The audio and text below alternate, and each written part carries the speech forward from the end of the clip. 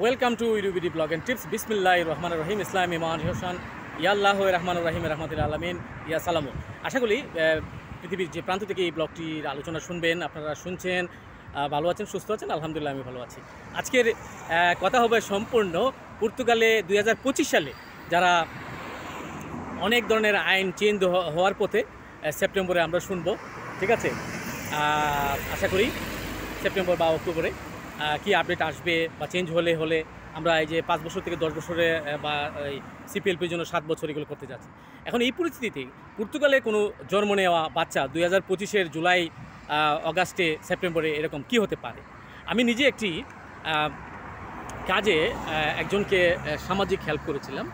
সামাজিক হেল্প বলতে পর্তুগালে যদি বাচ্চা জন্ম নেয় তাহলে যে কোনো একজন পর্তুগিজ কথা বলতে পারে এরকম একজন মানুষ তার আইডেন্টি কার্ড শো করে সিগনেচার দিয়ে তার পাশে থাকতে হয়, তার সাথে থাকতে হয়, তাহলে সে আইরেন আপনাকে বার্থ সার্টিফিকেটটি দিবে। হ্যাঁ, নতুবা অধিকাংশ ক্ষেত্রে তারা রিজেক্ট করে দেয় না। তো আমি মূল কেসটি এখানে বলছি।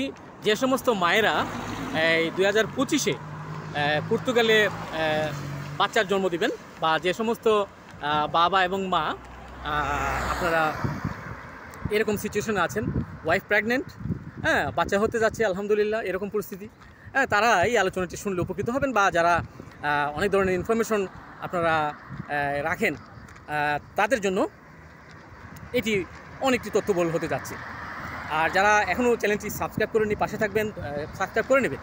আর দেখেন, এক ক্লিকেই সাবস্ক্রাইব হবেন, আর এখানে চ্যানেলটি গ্রো হতে আপনি সহযোগিতা করবেন। ঠিক আছে, আমরাও যেভাবে চ্যানেলের মাধ্যমে বিভিন্ন তথ্য, উপাত্ত এবং ইনফরমেশন শেয়ারের মাধ্যমে বাংলাদেশি কমিউনিটিকে হেল্প করে থাকি।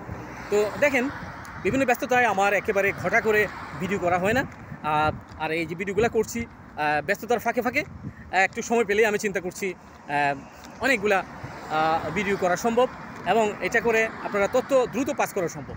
এজন্যই এই ভিডিওটি ধারণ করা, আজকের ভিডিওটি। চলতি পথে প্রচণ্ড রোদ, তারপরেও এখান থেকে পার্সোনাল একটি কাজ সেরে যাওয়ার পথে ভাবলাম ভিডিওটি ধারণ করি আর শেয়ার করি। কবে আবার ফ্রি হব, কবে এই কথাটি বলবো, কথাটি না বলে যেন শান্তি পাই না আর কি। জানা কথাগুলো মাঝে মধ্যে বলতে হয়। তাই মূল আলোচনা চলে আসি, একদম সরাসরি এখন বলে ফেলব। আমি একজনকে হেল্প করেছিলাম। তিনি কন্যা সন্তানের পিতা হয়েছেন বা মা হয়েছেন, তাদেরকে কংগ্রাচুলেশন এই আলোচনার মাধ্যমে। আর আমি তখনই করতে পারি নাই, ওই হসপিটালে ভিডিওটা ধারণ করলে আরও ভালো হতো, বাট আমি খুবই ব্যস্ত ছিলাম দৌড়াদৌড়ির মধ্যে, প্লাস হচ্ছে তাদেরকে হেল্প করেছি।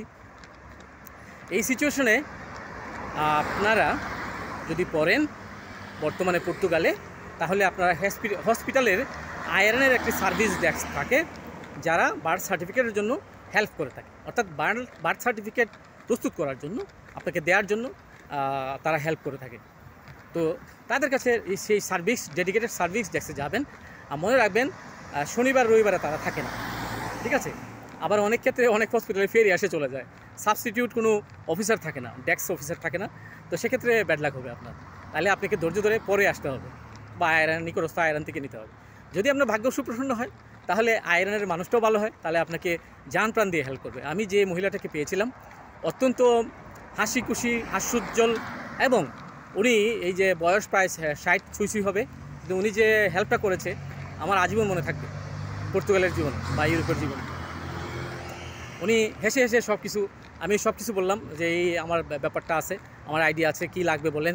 হ্যাঁ, তখন বললো যে তার এই জিনিস, হ্যাঁ ঠিক আছে, তার বাপ মায়ের আইডি কার্ড লাগবে, তারপর তাদের পাসপোর্ট লাগবে, দুজনেরই, বাবা এবং মায়ের পাসপোর্ট লাগবে মোটামুটি। তারপর ফাইন্যান্স, সোশ্যাল, অ্যাজ ইউজুয়াল এগুলো সাথে নেওয়া গেছে। আরেকটা জিনিস লাগে, সেটা হচ্ছে ম্যারেজ সার্টিফিকেট। ঠিক আছে, বাবা মা যে এখানে বিয়ে করেছে, বাংলাদেশের থেকে যে সার্টিফিকেট আপনি এনেছেন পর্তুগালে, সেটি লাগবে। মোটামুটি এই কয়টাই। আর হচ্ছে হসপিটালে তো বাচ্চার যে জন্মগ্রহণ করেছে যে হসপিটালে, সেই হসপিটালে তো তথ্য থাকেই। তো সব মিলিয়ে এই হলো বিষয়। তো সব মিলে অ্যারাউন্ড 30 মিনিটস আমার লেগেছে। আমার না, আমাকে তো বসে থাকতে হয়েছে, বিভিন্ন তথ্য মহিলা লিখছে, একটা ফর্ম দিয়েছে, সেই ফর্মের মধ্যে কী দিল, এটা হচ্ছে আমি বলি মস্কাবিদে মেট্রোর আশেপাশের একটি হসপিটাল, পর্তুগালের লিসবনের মস্কাবিদে, সেই হসপিটাল থেকে আমি এটা করিয়েছি। বার্থ সার্টিফিকেট ওনাকে আমি দিয়েছি আইআরএনের। তো এখান থেকে আপনি একটা নির্দিষ্ট ফর্ম দিবে আইআরএনের লোগো থাকবে, সেখানে বাচ্চার মায়ের নাম, বাচ্চার বাবার নাম এবং বাচ্চার মায়ের নাম, তারপর তার মায়ের নাম, তার বাবার নাম, অর্থাৎ মায়ের বাবার নাম, মায়ের পিতার নাম লাগবে। আবার বাচ্চার বাবার নাম, বাচ্চার মায়ের বাবার নাম, ঠিক আছে, মায়ের নাম, বাবার নাম ইত্যাদি লাগবে। এই তথ্যগুলা আপনাকে লিখতে হবে। প্লাস হচ্ছে বাচ্চার কী নাম আপনি বরাদ্দ করেছেন, অফিসিয়ালি বার্থ সার্টিফিকেট যে নামটা দরকার সুন্দর করে ইংরেজিতে পার্ট করে লিখবেন। এখানে মনে রাখবেন তারা কিন্তু বংশের অ্যাপিলাদু বলে, লাস্ট নেম আর কি, টাইটেল নেম বা ফ্যামিলি নেম যেটা হয়। যেমন আমার নাম রেজাউল আবেদিন, ফ্যামিলি নেম হচ্ছে আবেদিন, আমি আবেদিনটাকে অ্যাপিলাদু বলবো, শেষ অংশের নামটা বলবো। তাহলে না, শেষ অংশে আপনার নামটা দিবেন, প্রথম অংশে বাচ্চার প্রথম যে নামটা রাখছেন, যেমন সৃষ্টি রহমান, সৃষ্টি first name, Rahman last name, হয়ে গেল নাম। অনেকে আবার আমার নামের আগে একটা বংশের টাইটেল দিবে, যেমন শাহ মোহাম্মদ রেজাউল আবেদিন। আমার কিন্তু ছোটোবেলায় এই নামটাই ছিল, যে কোনো কারণে আনফর্চুনেটলি এই যে প্রথম কম্পিউটার ফর্ম পূরণের সময় কী করছে টিচার স্কুলে, আমার নামের অংশ, দুইটা অংশ কাট করে দিয়েছে, সংক্ষিপ্ত করে ফেলছে। এই জিনিসগুলো আসলে এখনও পীড়া দেয় আমি হচ্ছি শাহ বংশের মানুষ, শাহ ফকির বংশের মানুষ, শাহ মোহাম্মদ। একটা কথাটা আলোচনায় বলছি, তো প্রত্যেকেরই বংশের সৌন্দর্যটা নামের মাধ্যমে ধারণ করতে হয়, ধারণ করতে হয়, সেটাই। তো এই জন্য আশা করি আপনারা এটা করবেন, করতে ভুলবেন না। তারা জিজ্ঞেস করে বংশ ফ্যামিলির নেম কি, সার নেম কি, এগুলো জিজ্ঞেস করে, ফার্স্ট নেম লাস্ট নেম মনে রাখবেন আর কি, ওইভাবে করবেন। তার হসপিটাল থেকে যে দিবে, একটা ডাটা দিবে, সেখানে বাচ্চা কত মিনিটে জন্মগ্রহণ করেছে, কয় তারিখে জন্মগ্রহণ করেছে, কী বারে জন্মগ্রহণ করেছে, এই তথ্যটি কিন্তু লাগে। এটা একটা ছোটো কাগজে থাকে লিখিত আকারে, সেটি আপনারা ওই আইআরএনকে প্রোভাইড দিবেন আর কি। তারপরে আইআরএনের ওই মহিলা বা সার্ভিস ডেস্কে যিনি ছিলেন, বেশিরভাগই তারা মহিলা থাকে, তারা হেল্প করবে ইনশাআল্লাহ। তখন আপনার এটা গেল, হেল্প করলে তো বার্থ সার্টিফিকেট হবে। বার্থ সার্টিফিকেট আগে কিন্তু তারা এই বাচ্চার জন্য এসএনএস নাম্বার বরাদ্দ করে মূলত, তারপরে ফিনান্স বরাদ্দ করে যখন আপনার কার্ড দাও বা সিটিজেন কার্ডের অ্যাপ্লিকেশন করবে, পার্মানেন্ট সিটিজেন কার্ড, তখন সোশ্যাল নাম্বারও তারা বের করে নেয়। এর মধ্যে আমি একটা ফেস করেছি এই ঘটনার মধ্যেই। আমি সব কাজ সেরে চলে আসি, এসএনএস যিনি করবেন, একটা সার্ভিস ডেস্কে একটা মহিলা ছিল, সেই মহিলাটা পর্তুগিজ না, বাট সে জব করে আর কি, অত সিপিএলপি কান্ট্রিজের কোনো মানুষ হবে। এই মহিলার আমি বলে আসছি আমি চলে যাচ্ছি, আমার বন্ধুকে হেল্প করে, এই কথা বলে সে বলছে ওকে। এখন আমার বন্ধু সচেতন হওয়াতে, শিক্ষিত মানুষ হওয়াতে, উনি দেখলেন যে ওনাকে দেওয়া হয়েছে, যে কি বলে, বাংলাদেশি ন্যাশনালিটি লিখে দিয়েছে বাচ্চার এসএনএস সার্টিফিকেটে। That is big mistake.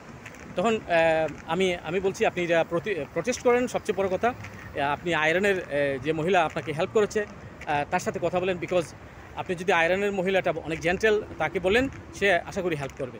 শেষে ওই আইআরএনের মহিলার কাছে উনি গেছেন যে কাগজটা নিয়ে, যে উনি তো এটার মধ্যে বাংলাদেশ লিখে দিয়েছে, আমার বাচ্চার এখানে পর্তুগিজ হবে না। সে বলছে অফকোর্স। সে দৌড়ে চলে গেছে, তার ব্যস্ততা রেখেও ওই সার্ভিস ডেস্কে এসএনএসের যে যিনি সার্টিফিকেটটা দেয়, দৌড়ে গিয়ে উনি খুব পর্তুগিজ ভাষায় ওরে প্রতি গরম হইলো, তো হালকা বকাচকা যেটা বলে আর কি দিল আর কি, যে তুমি কি বুঝো না যে সেই বাচ্চা এখানে জন্মগ্রহণকারী বাচ্চা পর্তুগিজ হইলো, তাকে তুমি কীভাবে বাংলাদেশি ন্যাশনালিটি বললা, এই আর কি। তারপর এটা সংশোধন করে দিছে, হয়ে গেছে। তাহলে যারা বার্থ সার্টিফিকেট আপনারা করতে যাবেন বাচ্চার, আপনারা অত্যন্ত সচেতন হতে হবে, কারণ এখন এই সব মিলিয়ে পর্তুগালটা আসলে ইমিগ্রেন্টদের পক্ষে না, কেন জানি যেটা আসলে এই যে 3 বছর 3 আগেও ছিল পর্তুগালে, কত হেল্প পাইতাম আমরা বিভিন্নভাবে, অনেক মানুষ পাইতো, কিন্তু সেটা এখন অনেকটা সমস্যা হয়ে গেছে। আমরা বলবো না যেখানে 100% আমাদের এগেনিস্টে চলে গেছে, বাট সিচুয়েশনটা এমন যে খারাপের দিকেই যাচ্ছে সব কিছু মিলে, ঠিক আছে। কাজেই আপনারা যারা এই আলোচনাটি শুনলেন, আপনারা সমস্ত ডকুমেন্ট আপডেট রাখবেন, বাচ্চা যাদের হতে যাচ্ছে, বিশেষ করে জুন তার ঠিকানাটা ঠিক রাখবেন। তারপর হচ্ছে আপনার প্যারেন্টস যারা আছেন তাদের এসএনএস নাম্বার, হসপিটাল সেন্ট্রাল সাউথে এগুলা, তারপরে যে সেন্ট্রাল সাউথেতে আপনি ট্রিটমেন্ট নিচ্ছেন তার আশেপাশে ম্যাটারনিদাতে, যেখানে মাতৃত্বের ম্যাটারনিটি হসপিটাল যেটা আছে, সেটার আশেপাশে থাকার চেষ্টা করবেন। তাহলে অ্যাম্বুলেন্স কল করলে 112-তে অ্যাম্বুলেন্স করবেন, 112 হচ্ছে পর্তুগালের অ্যাম্বুলেন্স কল নাম্বার আর কি। ওই নাম্বারে কল করলে তারা ইমার্জেন্সি এসে আপনাকে নিয়ে হসপিটালে চলে যাবে। আর আপনার কিছু লাগে না, শুধু SMS নাম্বারটা যদি আপনার মোবাইলে সেভ করা থাকে বা আপনার মুখস্থ থাকে, তাহলে দেখবেন যে আপনার জন্য অনেক সহজ হয়ে যাবে। আপনার ওয়াইফের SMS নাম্বারটা লাগবে আর কিছু না, নাম এবং SMS নাম্বার, জন্ম তারিখ, এই কয়টা জিনিসই হলেই আপনারা দেখবেন যে দ্রুত ইমার্জেন্সি সার্ভিস তারা প্রোভাইড করবে। আর যদি আপনি SMS নাম্বারটি না জানেন তাহলে আপনি বিপদ হবে, বিপদেও হবে। অনেক সময় দেখা যায়, আমার পার্সোনাল এক্সপিরিয়েন্স বলি, আমি আমার ডকুমেন্ট, পাসপোর্ট টাসপোর্ট এগুলো সব ফেলে চলে গেছি, কিন্তু আমার মোবাইলে SMS নাম্বারটি ছিল, ঠিক আছে। তখন আমি যখন প্রেস করলাম SMS নাম্বার, তাকে দেখাই দিলাম, সে সাথে সাথে আর কিছু লাগে নাই, সব হসপিটালে রুগী ভর্তি করে ফেলল। তো ব্যাপারটা হচ্ছে আপনারা এই জিনিসগুলো মাথায় রাখবেন এবং কাজ করবেন, আশা করি আপনার উপকৃত হবে। আর যারা এই আলোচনা শুনলেন, অত্যন্ত তথ্যবহুল ছিল। আর এখনও তারা পর্তুগিজ বাচ্চাদের সার্টিফিকেটে, বার্থ সার্টিফিকেটে পর্তুগিজ লেখা সার্টিফিকেট দেয়, তারা এখনও দিচ্ছে। এটা হলো লেটেস্ট জুলাই মাসের খবর, জুলাই 2025। জানি না সামনে কী হতে যাচ্ছে সেপ্টেম্বরের পরে। তবে সবার জন্য শুভকামনা রইল, ভালো থাকবেন, সুস্বাস্থ্য, সম্ভাবনা, উজ্জ্বল সম্ভাবনা, ভবিষ্যৎ সুন্দর, এই দোয়াগুলো রইল। আল্লাহ আপনার সহায় হন, আপনাদের সহায় হন। আল্লাহ হাফিজ, আসসালামু আলাইকুম।